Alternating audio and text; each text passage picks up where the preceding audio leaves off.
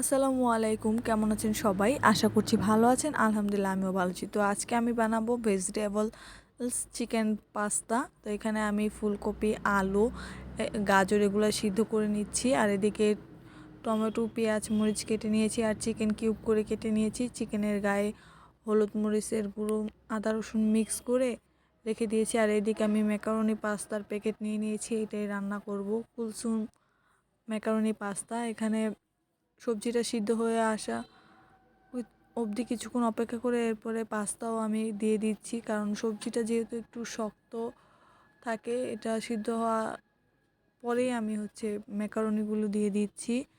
Macaroni দিয়ে এখন বেশ কিছুটা সময় সিদ্ধ করে নিব, বলক চলে আসার আগ পর্যন্ত।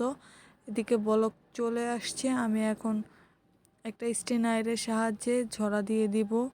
ঝরা দেওয়ার পরে এর মধ্যে গরম পানি, ভাপটা যাতে করে চলে যায় এজন্য ঠান্ডা পানি ঢেলে দিচ্ছি উপর থেকে।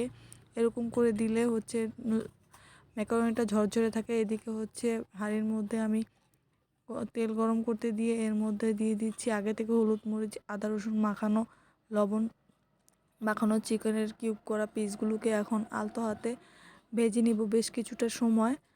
নেড়েচেড়ে ভাজতে হবে, না হয় পুড়ে যাওয়ার সম্ভাবনা থাকবে। এদিকে আমি টমেটো, ধনিয়া পাতা, পেঁয়াজ কুচিও এর মধ্যে এখন ভেজে নিব।